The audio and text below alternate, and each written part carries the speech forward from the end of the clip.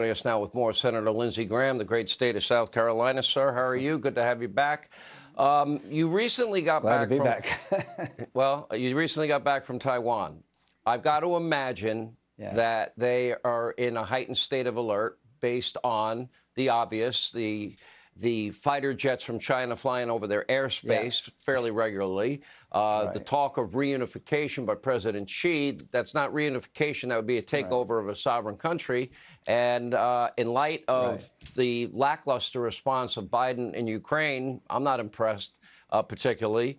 I would say that the odds are pretty high that this is coming. Are we prepared for that?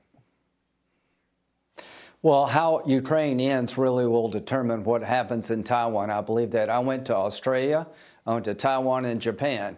Afghanistan looms large. Everybody is doubting America's resolve after Afghanistan, but the fight the Ukrainian people are giving to the Russians has inspired the Taiwanese. They're about to change their conscription laws to make people serve longer, to go to a civil defense force. America needs to up its game in Asia. If you want to give China a great gift, destroy our economy by reducing carbon here in America by 50% by 2030, and do nothing to China and India. The Chinese and the Indian economy would flourish if we destroyed manufacturing in America and had $7 to $8 a gallon gas for the American consumer because of this religion called climate change. But I just got back from Asia. There's doubt about America. I haven't seen this doubt since I've been in Congress, and we need to remove that doubt by giving more weapons to the Taiwanese, showing up in Australia as a more reliable partner, and Japan's expanding their defense footprint. We should encourage that. So Afghanistan looms large, and Biden is there's a lot of doubt about America, and we need to remove that doubt if we can. You know, I always talk about oil, gas, and coal being the lifeblood of the world's economy. Now, by abandoning the energy independence policies, one of the great achievements of the Trump administration, maybe one of the top, because energy was so cheap and abundant. And I would argue that the geopolitical implications of abandoning those policies are felt not only in Ukraine, but it's going to be felt in China. And we almost see a realignment of alliances in the world. You see that Vladimir Putin and President Xi and the Iranian mullahs seem to be getting closer.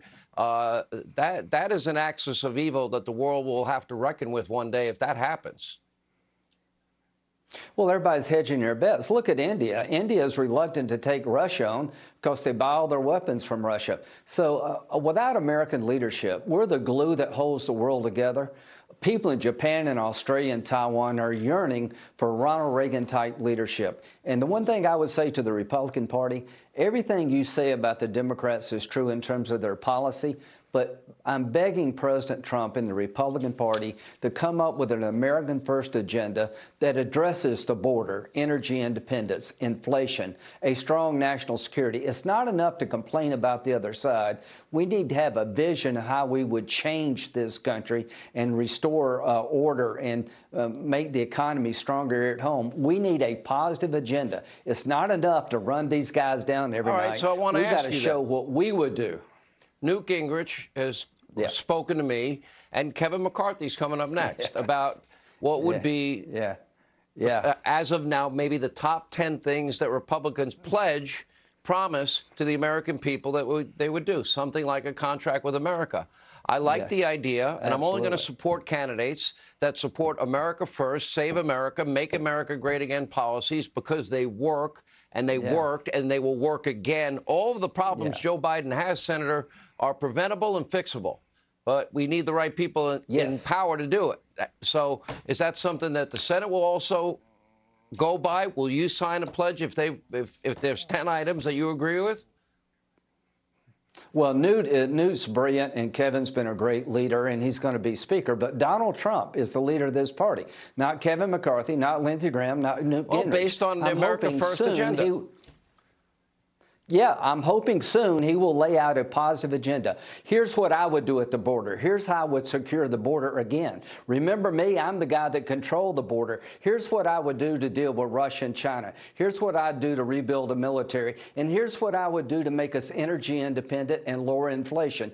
President Trump has proven he knows how to do these things. He needs to remind the American people of what we did in the past and what we can do in the future. And it's about the future. The election is about the future. And if this is a policy debate, we'll kick their ass. If it's a personality debate, we might lose.